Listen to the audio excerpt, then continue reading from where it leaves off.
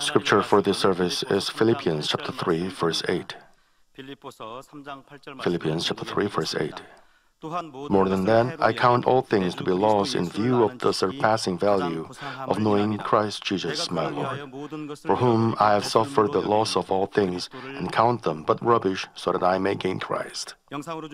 After Shalom Choir and this orchestra will glorify our Father God with their praise, Senior Pastor will deliver a message under the title of True Value.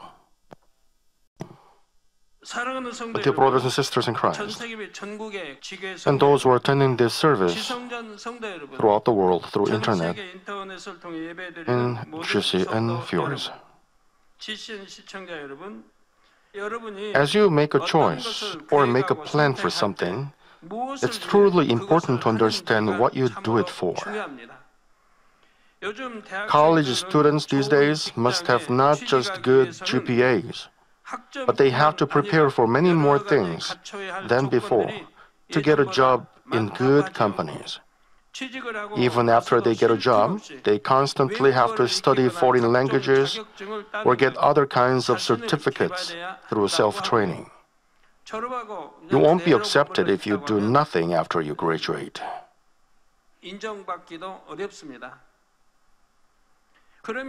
What's the purpose of doing all these things? If you have faith, you would probably say it is for the glory of God. The Bible tells you to do for the glory of God no matter what you do. This is the correct answer. You toil and work hard, not just to enjoy perishing glory on this earth, where we stay just for a moment. You work hard to give glory to God through your lives. Also, you toil because you are looking forward to the rewards in heaven. Then, how deeply do you understand the value of the kingdom of heaven? Through this message, I would like you to ask the following two questions. What is the most precious thing in your life? And what you do consider to be the most precious at present? Some people have knowledge of the Word of God and say they are living for God's glory with the hope of the heavenly kingdom. In fact, however, many of them follow what they want rather than what God wants. We have only one life. Therefore, we cannot invest our precious lives for something that is so meaningless and valueless. At this moment, let me introduce to you some patriarchs of faith who discovered what is truly most precious and devoted their lives to get it. Through their beautiful life stories, I hope you will also keep in mind once again what the most precious thing is. I pray in the name of the Lord that each of you will invest all your life to possess that which is of true value. Your brothers and sisters, the first patriarch that I will talk about is Apostle Paul. Paul was a Jew, the elect of God, and Pharisee who strictly kept the law. He was born a citizen of the Roman Empire, and he studied under Gamaliel, who was the foremost scholar of the time. He had the highest qualifications physically and spiritually, and so he had great pride in it. He liked winning in debates with others through his knowledge, and he didn't accept what was not right in his view. He was full of pride, but from the time that he met Jesus on his way to Damascus, his life changed completely. He considered all the things as rubbish that he used to consider precious and enjoy, because he gained the most valuable in the world, the most valuable thing in the world, which is the eternal kingdom of heaven. For him, God the Father, who had given him heaven, was so precious, and to believe in Jesus Christ was so precious. It was precious to be forgiven and to become a child of God and a citizen of heaven. For this reason, he tried all his best to preach the gospel so that other people might also reach this heaven. Philippians chapter 3, verses 7 to 9 says, "Whatever things were gained to me, those things I have counted as loss for the sake of Christ. More than that, I count all the things to be lost in view of the surpassing value of knowing Christ, Jesus my Lord, for whom I have suffered the loss of all things, and count them but rubbish, so that I may gain Christ, and may be found in him." As is said, he gave his everything, and he counted everything he used to consider precious to be but rubbish. He gave his wealth, fame, and time, and he received the harsh persecutions and sufferings with joy, if that was for preaching the gospel. Acts chapter 20, verse 24 says, "But I do not consider my life of any account as dear to myself, so that I may finish my course and the ministry which I received from the Lord Jesus, to testify solemnly of the gospel of the grace of God." The most important thing is life. Just how much do people make an effort to get a life or to extend their lifespan? Apostle Paul gave up even his life when it was for the Lord Jesus Christ. So did all the other patriarchs. They gave their life for God in the Old Testament, and they did it for the Lord in the New Testament.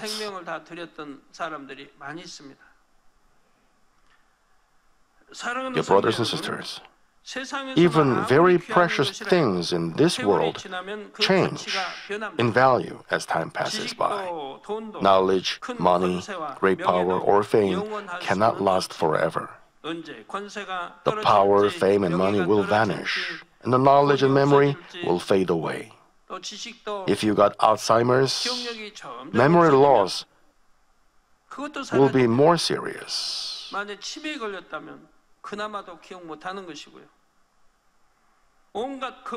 People eat so many kinds of health foods, exercise, use good makeups, and even undergo cosmetic surgery. But nobody can stop aging. All things on this earth will finally change and perish. But if you have heaven in your heart, its value never changes. To the extent that the level of your faith and goodness of your heart increase, the value of heaven will only increase. As your spirit and soul prosper, all things will go well with you, and you will be healthy, and your spiritual power will increase. The more you cast away your greed, the greater the blessing you can receive from God, and the greater the glory you can enjoy in heaven. Even though you might be able to enjoy the greatest honor and splendor on this earth, it cannot even begin to compare with the glory in heaven. The Apostle Paul saw paradise in the third heaven, and it was more than enough to count all the earthly glories, but rubbish. What if he saw New Jerusalem? What about the third kingdom of heaven? Even though he saw paradise, which is lower than the second and the first kingdom of heaven, he was just amazed at it. He was just, amazed. Then he could overcome all the persecutions, afflictions with joy. His mission trip, he was beaten, he was hungry, he was robbed, he got no place to sleep in, he was drowned in the sea, but he could overcome all this with joy because he knew he would go to such an amazing paradise once his spirit was called by the Lord. Wouldn't Apostle Paul know there are better heavens than paradise? He knew them well.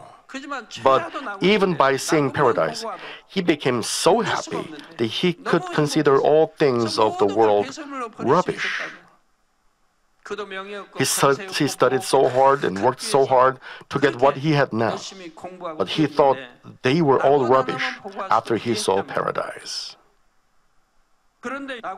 But our goal is not first, second, or third heavenly kingdom. It is New Jerusalem. Where should we put our goal? Where is our goal? Is there anyone among you who hasn't cast away your love for the world yet? Is there any chance that you follow the lust of the eyes, the lust of the flesh, or boastful pride of this life? Ask yourself, why do you live hard? Only if you have hope for New Jerusalem, it is not hard at all. But your life is hard.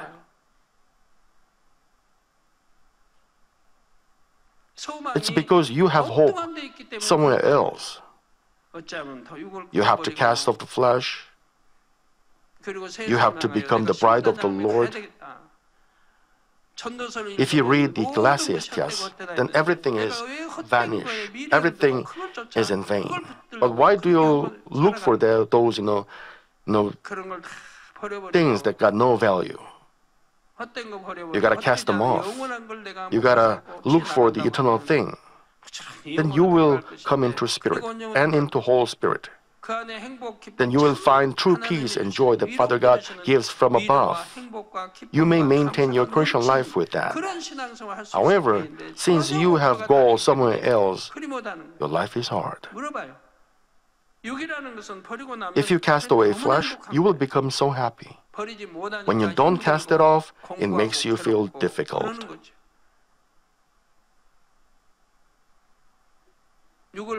If you are still struggling against it, make a resolution now and cast it off. How difficult it is every day when you don't cast it off. Once you cast it off, it's nothing. This is the testimonies of others. They say they were so happy once they cast off the flesh. They wonder why they struggled without casting it off. After they cast it off, they become so happy. They don't understand how could they used to take it and commit sin.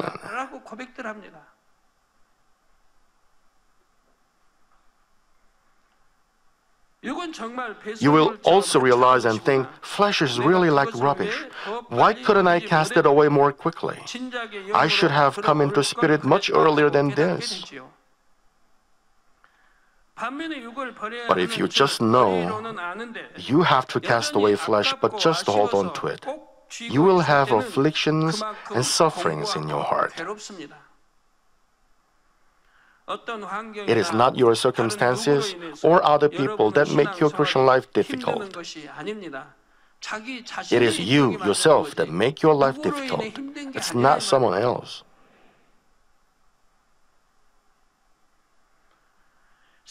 You are making your lives hard because you don't cast away lingering attachment to the world. 2 Corinthians chapter 5 verses 13 and 14 says, "For if we are beside ourselves, it is for God." It is good if we are beside ourselves. If we are beside ourselves, it is for God. If we are of sound mind, it is for you. For the love of Christ controls us. The love of Christ controls us. So what is that? What is it that we cannot live for according to the will of the Lord? We just do what the Lord tells us to do. When we don't do what the Lord tells us not to, and we keep what He tells us to keep. And what is it that we cannot do? I hope you will advance into the most precious heaven with all your heart, mind, and soul, being in the love of Christ Jesus, who controls us.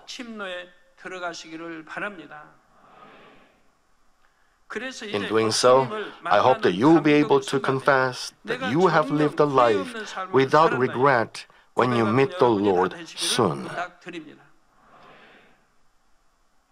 Your brothers and sisters, second, let me talk about Nicodemus and the believers of the early church who realized what has true value.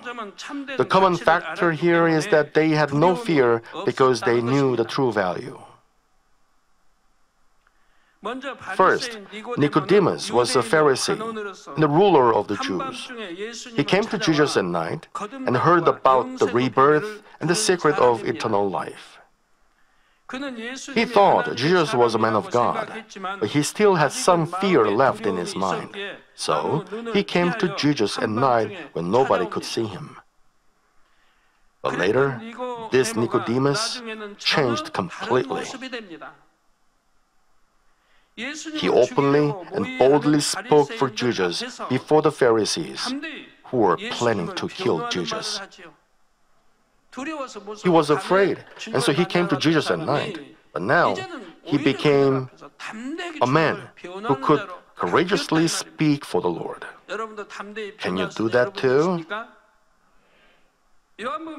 He pointed out their wrongdoing by saying in John 7:51, "Our law does not judge a man unless it first hears from him and knows what he is doing, does it?" This is what Nicodemus said. What does it mean? There are Christians in the denominations do the same thing. They hear the words of people and they judge and condemn without knowing what the actual man does. This church lives by the Word of God, acts by the Word of God, and the signs and wonders of the Bible are manifested in this church. And they gotta see it, and they gotta figure out. But they don't see these actions, but they hear other people's word. But they don't see we are living in the light of God. We don't manifest the signs and wonders of God. They just listen to others and judge and condemn this church. How wrong it is. Nicodemus, he used to got no faith. But he thought Jesus was from heaven. So he asked a question, and he realized it. And now he spoke courageously like this. And after the crucifixion, he brought a mixture of myrrh and aloes for the funeral of Jesus. What brought about his change? By meeting Jesus, Nicodemus gained the truth for which he was desperately longing. And he realized the true value of life. You also came to know the truth in this church. You learned about New Jerusalem. You learned that there are surely heaven and hell. You learned the truth. You learned the eternal life. You learned the message of the cross. There are too many.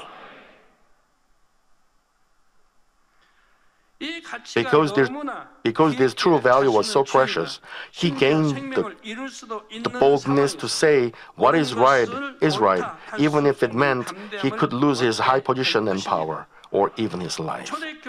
The same goes for the martyrs of the early church. From the resurrection of the Lord until Christianity became official in the Roman Empire in 313 AD, there had been severe persecutions against Christians. The Christians had to face so many persecutions just to keep their faith, even though they didn't do anything evil. And we find like this record also. On a night in 32 AD, 40 men were standing naked on a frozen lake. In a Roman legion, 40 soldiers disobeyed the command of the Roman emperor to bow before an idol, and they were to be martyred. They were excellent soldiers with meritorious works, so they had a chance to live if they only bowed before the idol. But they encouraged each other and sang the praises to God. As the night darkened, the sound of praise became weaker.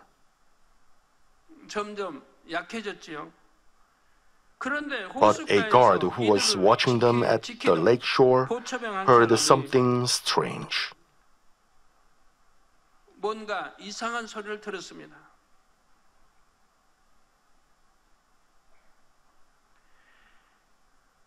He heard a praise song that sounded from above. 40 good soldiers of Christ, 40 martyrs, and 40 crowns. But then the song suddenly changed. 그러다가 갑자기 찬송이 바뀌었습니다.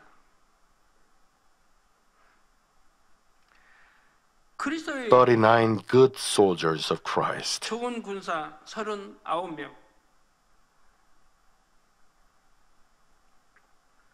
순교자 39 martyrs. 그리고 39 crowns. 9개 면류관이로다.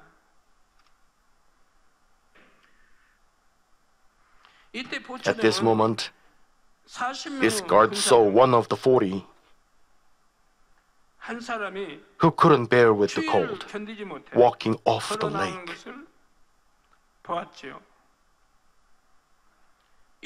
Upon seeing this man, he laid down his weapon and took off his clothes and went to the center of the lake.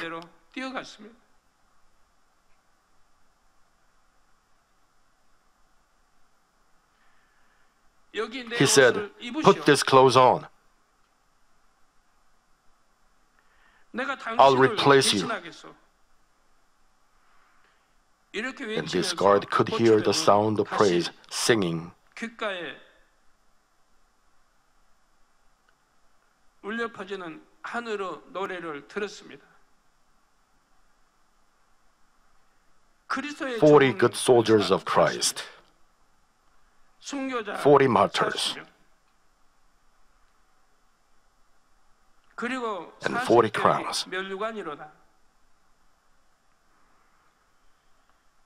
Hearing this praise of angels, this guard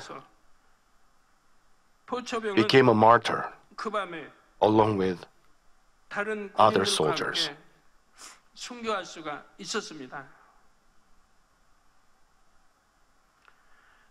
It was such a momentary experience, but this guard realized the true value and he made a decision to give his life.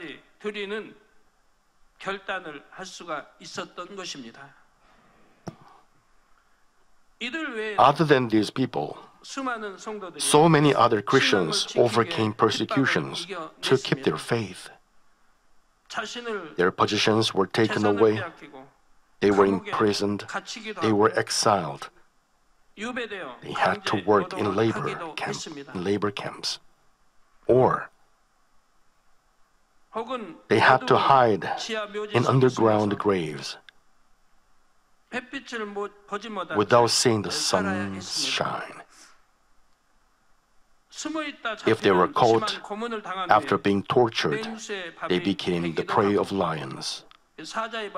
They were fed to lions, or they were crucified. They were terribly tortured, and they were put on top of other dead bodies.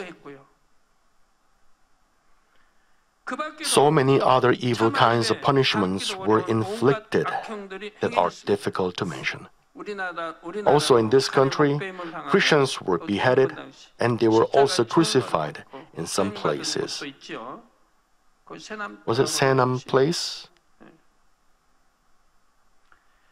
심지어는 Some records say 횃불 they burned the Christians 대신 to light 성도들을 the 불태웠습니다. darkness at night. 밤의 어둠을 밝혔다는 기록도 있죠. 순교자들 중에 Some of the martyrs were military generals or their wives, along with poor farmers and slaves.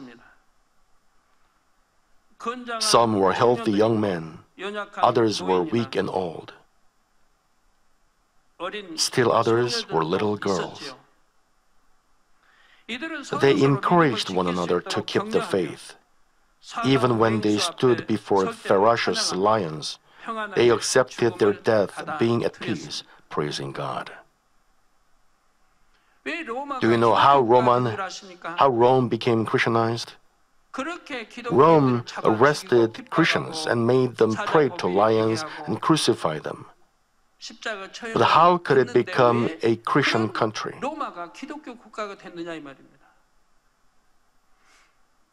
It is thanks to the blood of those who were martyred. How could God the Almighty left such people die? How could He not protect them? Why didn't God rescue them? God could have punished those emperors and others, but He didn't do that. It's all because of God's love and providence. There was God's love and providence. Roman citizens enjoyed it in the beginning. However, as these repeat every day, they felt something strange.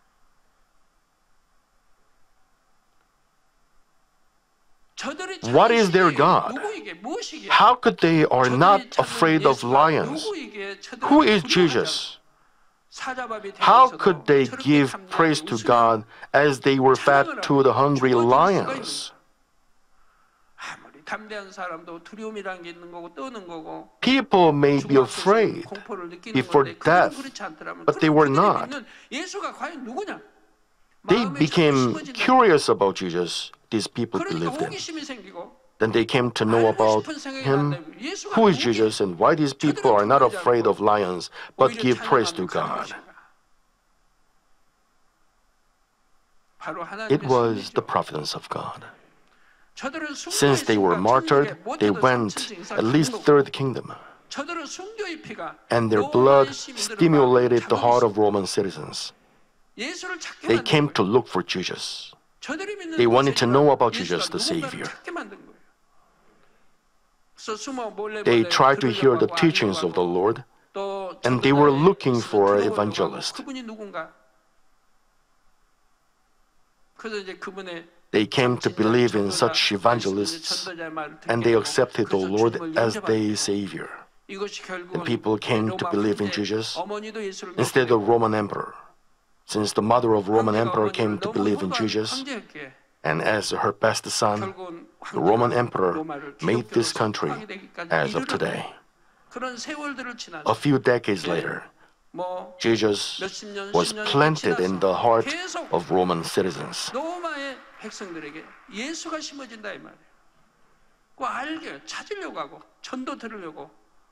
They looked for evangelists to listen to the word. Even the gospel was spread in the middle of king's palace. Even the emperor's wife accepted the Lord. And the emperor himself accepted the Lord. And he moved the heart of people of Rome. And he proclaimed that Roman give praises. Since God knew all these things, God made people shed their blood due to the martyrdom. It changed the entire Roman Empire, and the gospel was spread throughout Rome. Do you have this brave faith? Do you have this faith? Then you are afraid of nothing. We can understand then, to realize the true value can make people so brave. Even little children or weak ladies will have no fear if they have hope for heaven and if they have true love. But those who follow the desires of this earth cannot have this boldness, even though they are strong young men.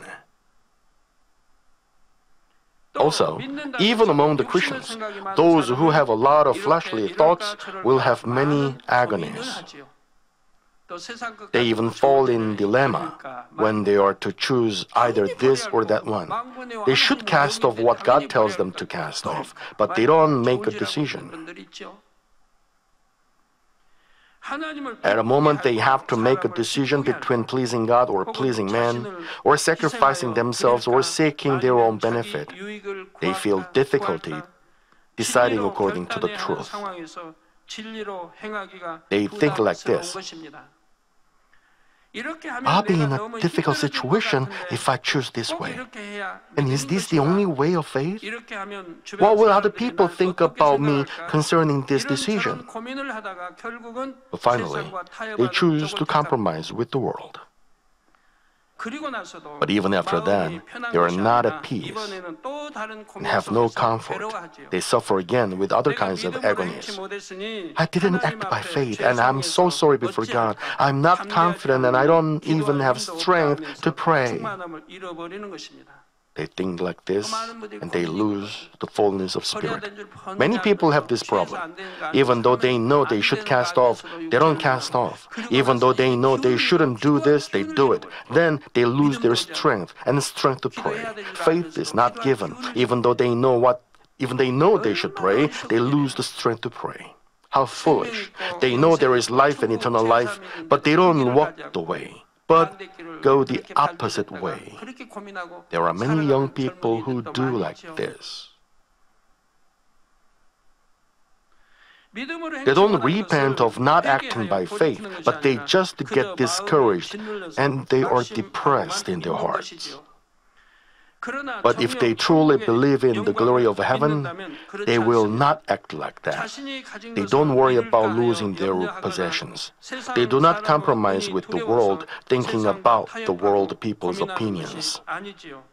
They have faith and hope for heaven, and they love God who has given them the hope, so they can do everything with confidence. Also, because they believe that love, they can soon turn back and change themselves when they discover their shortcomings or faults. 1 John 4:18 says, there is no fear in love. If you love God, you will have no fear, right? There is no fear in love, but perfect love casts out fear, because fear involves punishment, and the one who fears is not perfected in love. Since your love is not perfect, there is fear in you. I hope you will be as confident as Nicodemus and the Christians of the early church. I urge you to be humble and seek others' benefits all the time and become brave like lions for the glory of God. Your brothers and sisters, third, let me talk about two witnesses who have realized the true value. To be exact, to be more precise, they will have realized the true value. Their ministry, which is recorded in the book of Revelation, will be unfolded during the 7-year Great Tribulation. Since their childhood, they both have been believers of Judaism, but they have the thirst for the truth in their hearts. They constantly have the conflict in heart, thinking, is this faith really true? Or it is the Christ that Christians are talking about? Is my faith meaningless? They cannot forsake Judaism his ancestors have believed in. Even though they keep the Jewish law, they have such agonies in them. Why? Why do people of the world call Jesus the Savior? That's why. Not only a few people do, but also so many people around the world call Jesus their ancestors killed long time ago as their Savior. So they fall into dilemma. Because their Savior, they have waited for 2,000 years, haven't showed up yet. So they fall into agonies. They have been praying to God. 그래서 과연 무엇이 참인지 to show them what the real truth is and to show them the evidence. 기도해 왔습니다. For them to accept Jesus Christ means they have to forsake everything they have in their lives, in their society. Also, it is by no means something easy to be left on this earth for the period of the 7-year tribulation, risking their lives in order to preach the gospel. They will perform great power of God in their ministry, and people will be afraid of them. But when the time comes, they will be captured by the Antichrist and martyred. When they are martyred, they will not just be killed. When God was explaining about the book of Revelation, He once said like this. What He said was that if only we could see how they overcome the tortures inflicted upon them, we would understand how firm their inner hearts are. They are tortured by highly sophisticated methods, but they never deny the Lord Jesus Christ. Then how will they accept the Lord? At one moment, nearing the 7-year tribulation, they will come in contact with the gospel of holiness and the powerful works of God, and they will understand the true value. So, God told me to have crusade, and He let them hear beforehand. And they were, evangelized. And through the crusade, they realized, and they heard that Jesus is Christ, and they saw the power of God in the name of the Lord. The deaf came to hear, and the mute came to speak. So they are in agonies. They are in agonies. Someone they know of said, Jesus is the Christ, the Savior. They will realize that Jesus Christ is the true Savior for mankind and the Messiah for whom they've been waiting for. They will understand that their prayers to understand the truth are answered. Now, as they come to understand the most precious thing, they determine to give their lives for the Lord. Even when they are left on this earth for the 7-year tribulation, even when they are persecuted by the power of the Antichrist, their fervor for their duty never cools down. After they fulfill their duties, they will reach a position in heaven that is glorious to the utmost degree. Your brothers and sisters, you already have all the evidences which the 2 witnesses will take hold of and become martyrs. In fact, you have more than they will have. You've listened to so many spiritual messages, and you've experienced the amazing power of God every week. I hope your inner heart will be upright and firm, like that of the 2 witnesses. I hope your confession of love for the Lord, your promises to the Lord to become sanctified, your burning hope for New Jerusalem will never change. And do not lose the grace that you receive. In doing so, I earnestly urge you to meet with me in New Jerusalem.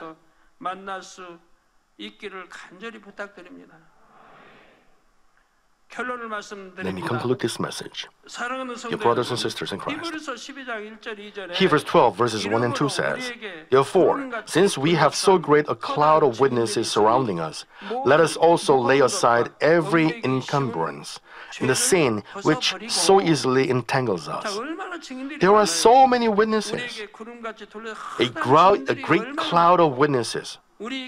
In this church alone, there are so many members who are witnesses. So, let us also lay aside every encumbrance and the sin which so easily entangles us. It is so heavy, isn't it?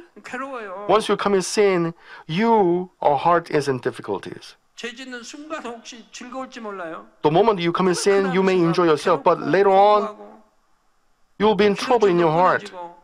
You lost your strength to pray. You cannot sing praises to God so easily. 얼마나 힘들어요. Your hope for heaven is far from you. 그런 분들은 가끔가다 그런 말. But some of them say, 나는 well, it's so good because now I can go to the second heavenly kingdom. My goal is now second heavenly kingdom. Well, since they repented and turned back, but otherwise they couldn't even go to paradise. But they repented and turned back, and they say, well, it is good, at most I can go to second heavenly kingdom. But, I completely repent of now I have for New Jerusalem. Otherwise, he would be far from salvation. The sin which so easily entangles us, and let us run with endurance the race that is set before us, fixing our eyes on Jesus, the author and perfecter of faith, who, for the joy set before him, he is sitting on the right side of God. He knows all the beauty of heaven. He is the Lord of lords and King of kings. Why? He lived such a worthy life. And he is fully qualified to receive all of this. 그분은 바로 그걸 충분히 얻을 수 있는 자격을 갖췄다 이 말입니다. Who, for the joy set before him, endured the cross, despising the shame, and has sat down at the right hand of the throne of God. Jesus promised us, the Christians, the most precious glory of heaven by taking the sufferings of the wretched cross. Many patriarchs who received this promise of heaven showed us an example of faith. Also, you always see me casting away all the worldly things and only marching toward this precious heaven. When was the happiest moment in your life? Have you been filled with so much fullness of spirit and joy in your heart that you wanted the time to stop right there? In heaven, there is happiness and joy that cannot be compared with that happiness, and it will last forever. In heaven, there is no fatigue. There is no worries. You don't get tired. You don't feel lonely. You don't feel difficult. You will only find joy, thanks, and happiness. These will last forever there. Well, don't you think we'll be tired of all of them if we stay there too long? But there is nothing like that in heaven. Rich people sometimes commit suicide because there are no more things to take for joy. So even though they are rich, they commit suicide. But there are no such things in heaven. Why? You don't have any fleshly things. Only the Spirit is there. You have unchanging heart. It's so happy to see, hear, and play the things in heaven. Those who don't sleep well to pray can sleep well in heaven. Those who don't sleep well only to work for God's kingdom will take a nap as long as they want. Nobody will say to them, will you truly sleep in heaven? Even though it is eternal, you don't fall asleep there. It's more than happy not to take a nap. What a waste of time to sleep there. You'll be able to enjoy all the things that you wanted to enjoy on this earth, but only with much more joy. I hope you will be full of this heaven in you. Don't forget the glory of God the Father that will soon be revealed before your eyes. May you only march toward the true value in every moment of your life. In the name of our Lord Jesus Christ, I pray. 예, 영상을 통하여 당회자님 환자 기도를 받겠습니다. 아프신 분들은 아픈 곳이나 연약한 곳에 손을 얹고 기도받으시고 If you are not sick, lay your hand on your chest and receive this prayer for the desires of your heart. 기도받으시기 바랍니다. Hallelujah, Almighty Father God of love. Please lay your hands on those who are receiving this prayer now. By transcending space and time, show your works to your children who are receiving this prayer on the internet and through GCN in brain churches or local sanctuaries around the world. Give them the faith to believe and drive away their negative thoughts and doubts, and drive away all their tests and trials. From head to toe, all entrails, joints, nerves, tissues, and cells, whatever the sick part may be, burn them with the fire of the Holy Spirit and with the original light. In the name of Jesus Christ, I command the enemy devil and Satan, all diseases, germs, and viruses, infirmities, go away, may the light come. Scorch all the terminal and incurable diseases with the fire of the Holy Spirit. Drive away all endemic diseases such as malaria. All contagious diseases such as cold, flu, and fever, go away. Protect them from all kinds of germs and viruses. Heal them of stomach, lung, liver, breast, uterine, intestinal, and all other cancers.